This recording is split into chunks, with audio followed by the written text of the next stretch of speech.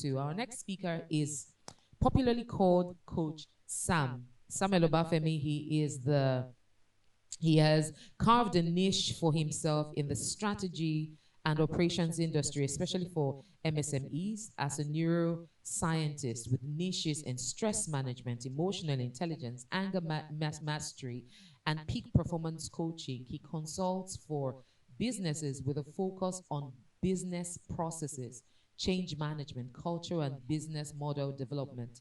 He has consulted and provided training extensively for corporate organizations, individuals, groups on business process engineering and strategy. Sam is the first Nigerian certified anger mastery coach. If you have anger issues, go knock on his door. And therapist, but not at midnight, because his wife could come after you.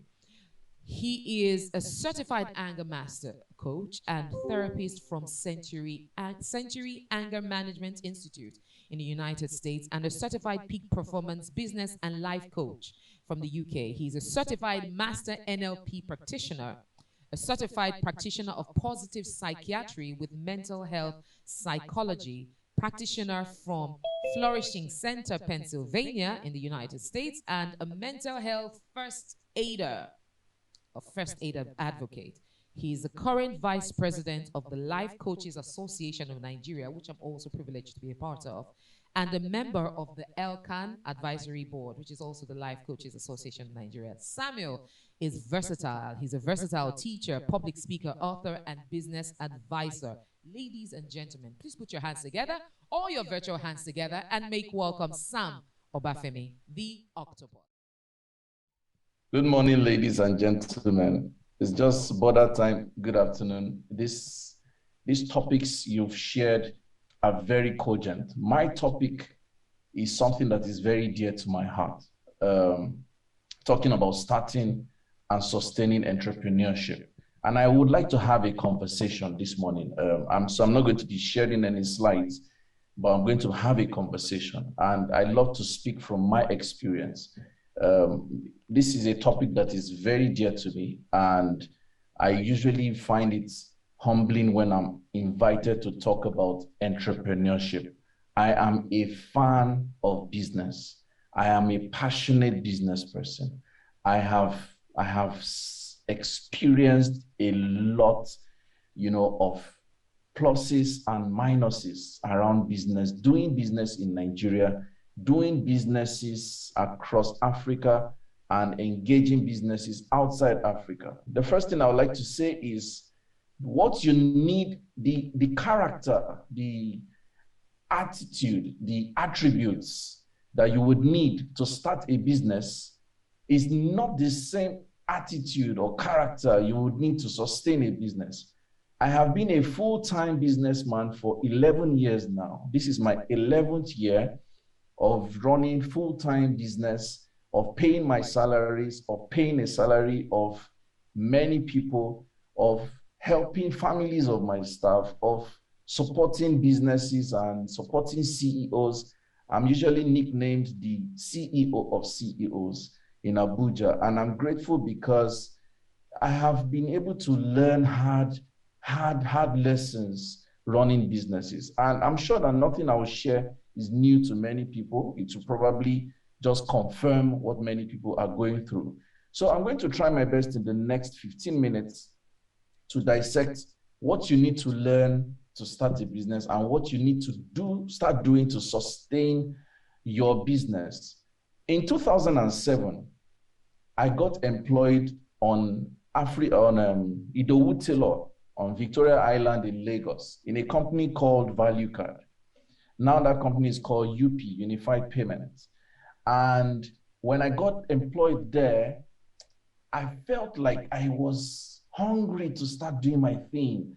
I felt like I wanted to leave the job and go into self-employment, and that enthusiasm and that passion, like I want to leave my job, I want to be my own boss.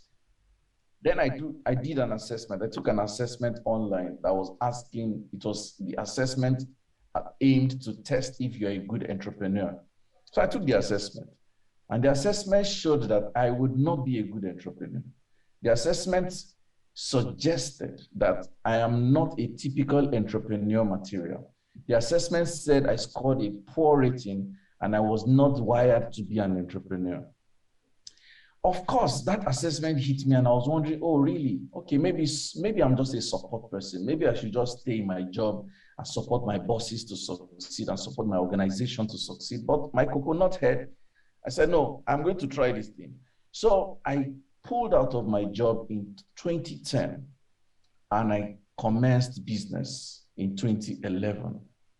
And I want to share some of the things that has come out for me really, that has helped me understand how to run business. You see, the first thing I would like to say, or second now, the first I said was, what was the first I said? The second I'm going to say is, you don't have to do business doing what you love. Yes, I said so. And I know this may be a bit unconventional for many people. You do not have to start doing business doing what you love. In 2015, I wrote a book called My Valleys. It was a short antecedent of what I had done between 2010 and 2015. And I said in that book that what you start out doing may not be what you end up doing in business. Some of us started out, oh, I want to be a public speaker. Oh, I want to be an author. Oh, I want to be a manufacturer. Oh, you want to be many things. You want to be something. It may not play out that way.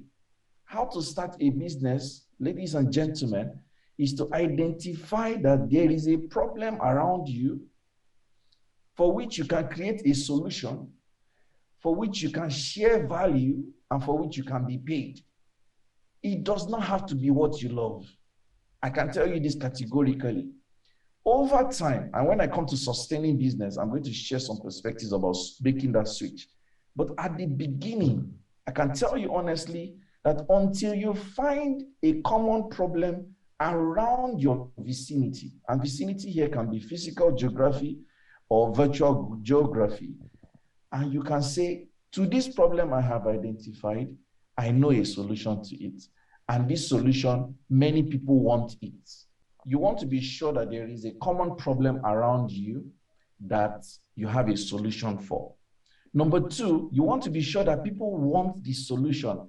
I noticed that many of us feel that people need our solution. But guess what? People don't buy what they need. People buy what they want. Last week, I was talking to a friend who is based in Jos, Plateau State, which is north central of Nigeria.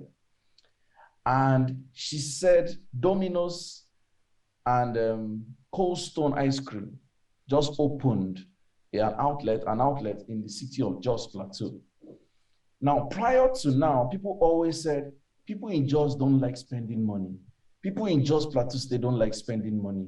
If you're going to do a business in Jos Plateau State, you're going to be dealing with civil servants and administrative people who don't like spending money.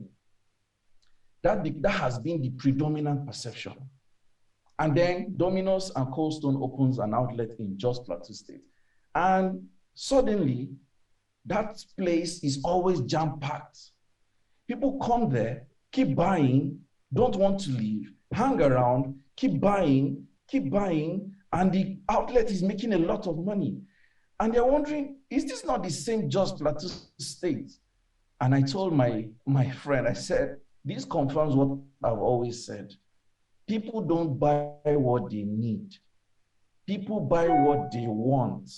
And until your business projects what you have as a solution as what they want, they will not buy it. Look at the phone you're using. If I were in a physical hall with you guys, I'll ask you to raise the mobile phone you're using. Many of you are using mobile phones that are very costly. I am managing an iPhone 12 Pro Max. If I wanted something I needed, I don't have to buy a 12 Pro Max. I'll probably just buy any mobile phone that is smart, that I can WhatsApp with, I can Telegram with, I can IG with, I can Facebook with, and I can place a call with, and I can send SMS with. Simple. If I wanted what I need, I wouldn't go for a very costly phone. But that's not what I'm using. Many of you you're trying to buy the best car possible. If you had your way, you will fly a business class or first class every time you're flying. That is not what you need. What you need is to travel or to go from destination A to destination B. So the basic means would have been sufficient, but no. The typical customer wants to feed an ego, wants to feed a psyche, wants to they want to have a feel-good effect. If your business is not selling that effect, you're not likely to make as much money as you want. So that's the second point. The third point is that if you want to start a business, you must create the markets before you start talking about the solution. You must create the markets, which is where many Nigerian businesses and, let me say, African businesses need to step up. We are more passionate about our possessiveness to the product we have. We're passionate about our brand name. We're passionate about the ideas we have. We're passionate about the solutions we have, the services we have. We are not paying attention to, do I have the market size that will patronize what I have? Because that is very, very critical. How do you have a product that nobody is going to buy? So before you start a business, if you ask me, you must be all out there building relationships and harvesting so much of customer data. Whichever way you want to do so, you need to learn how to do so. And what's the easiest way to do so? One of the quickest ways to do so is what we call the freemium business model. Freemium. And I'm going to break this down a bit. The freemium business model simply says that you want to be able to offer people that are around you what they want. You want to offer them some free access, what we call tasters. You want to give them some access to some privileges and some product or some level of benefit for free, for the return of their contact details. Because when they enjoy something from you for free and you have access to their contact details, then they automatically become the market you want to sell to when you begin to push your solutions into the market. That is one way to build a relationship. Number two way to build a relationship is what we call the middleman model, or in the current modern parlance, affiliate marketing, which says, I do not own a product, I do not own a service, I do not own a customer, but I know who has a product and I know who wants the product, and I just connect them and I have access to the customer data. So all you're doing is harvesting customer data. If you want to start a business anywhere in the world, you must establish customer data. A few of my colleagues have been asking me, oh, open an office in Dubai. Oh, you need to go to so country. Oh, you need to move to so country. And I'm asking, until I have customer data potentials in those areas, I'm not making any move. And that is how to start a business. So you must understand that you have to create the market before you start pushing the solution. When you begin to push the solution, you must make sure you're selling the wants, not the needs, to the solution. And like I said, sorry to break your heart, you don't have to love what you're selling.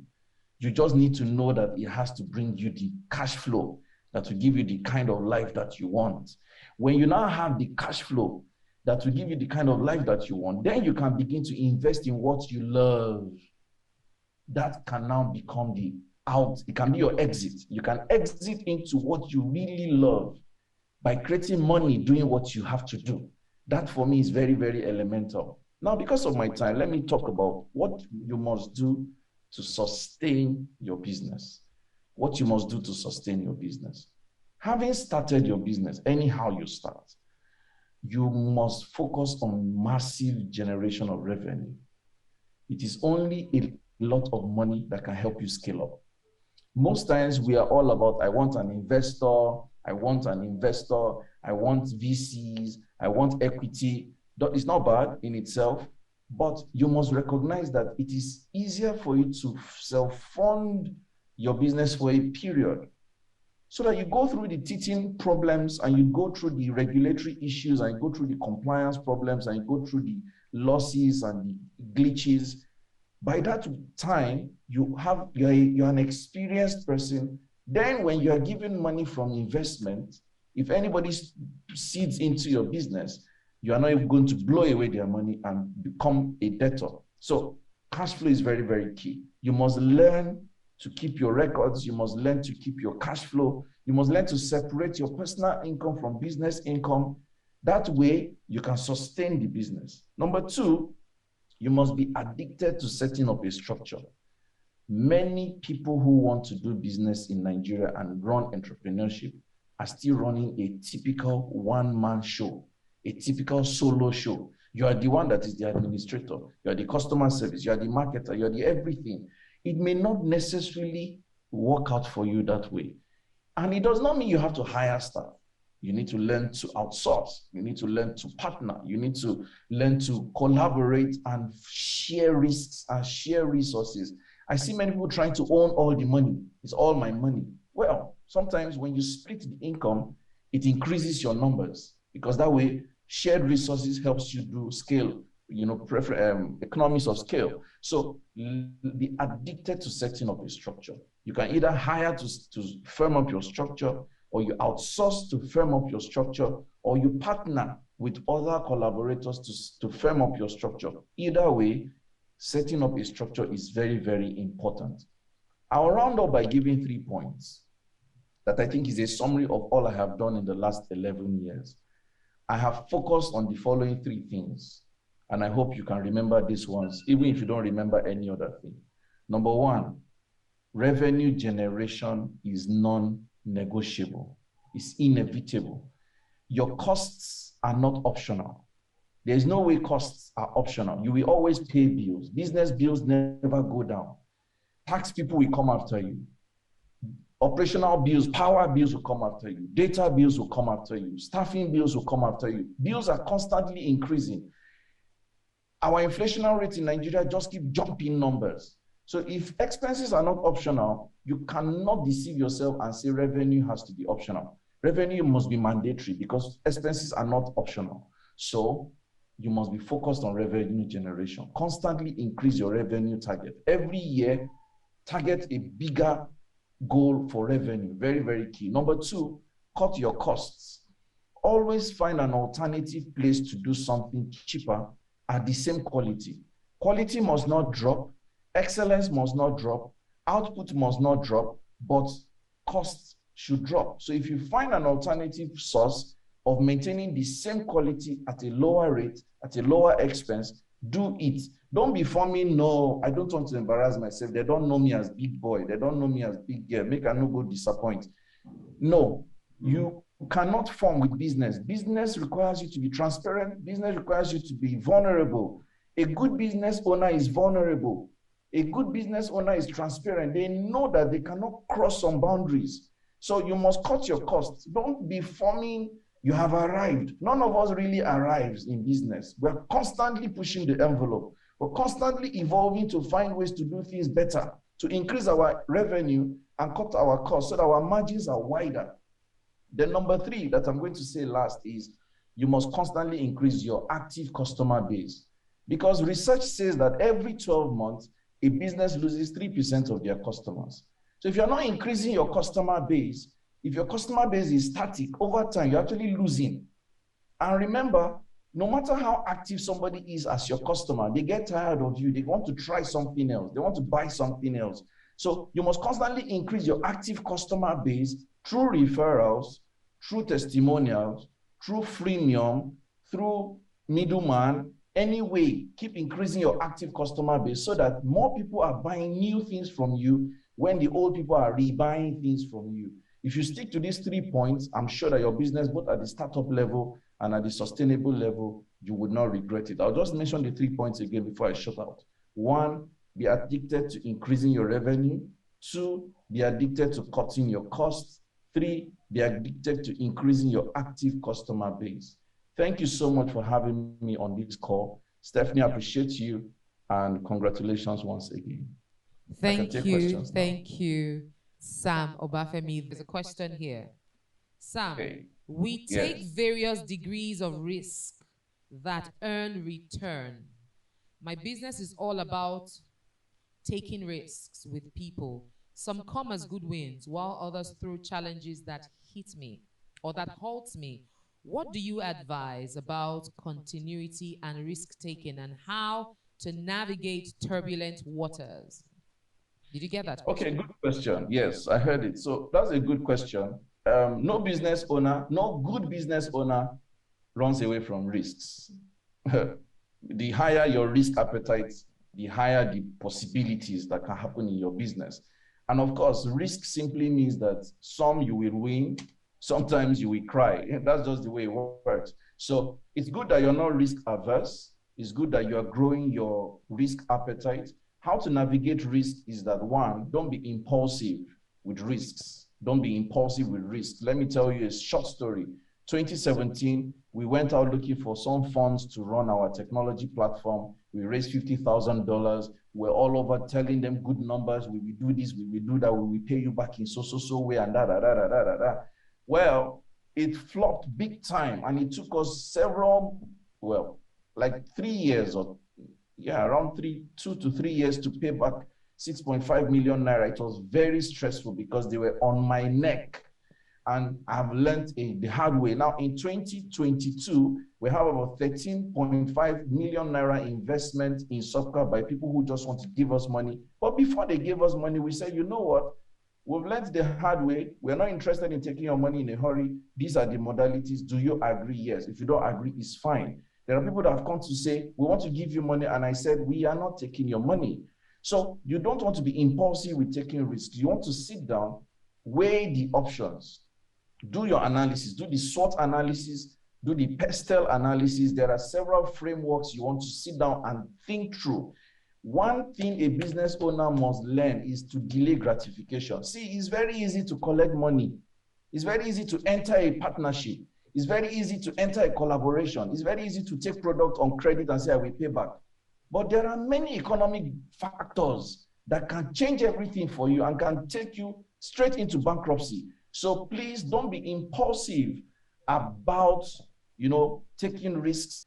Ask questions from people that have done it before. At least look, there is no way you will not find one person that in this age of internet, a simple Google search would probably help you find one person that has done something in that direction, and you can ask questions. Number three, try to study antecedents. Patterns don't lie, especially with people. When a person shows you their pattern, believe them. Don't convince yourself against the person's pattern.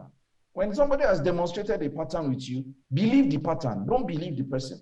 Because patterns don't lie. If they have done it many times before, they will do it again.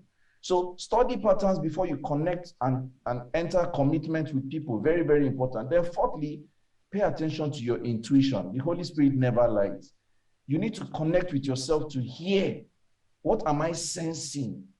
What am I feeling? What am I God saying? Because if you miss that one, Oyo is your case. So those are the 4 things I'll tell you about mitigating risks.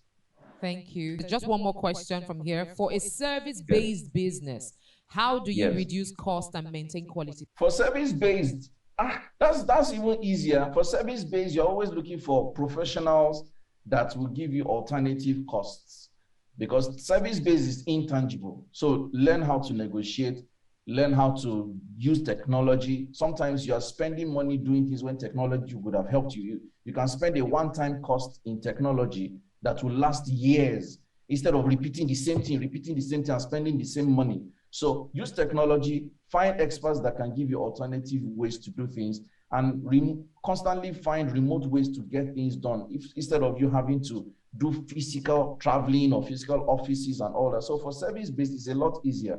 The challenges usually are with product-based, because if you have a supplier and you don't know where else to get the kind of quality that is an alternative or cheaper, then you have issues with raw materials and production lines.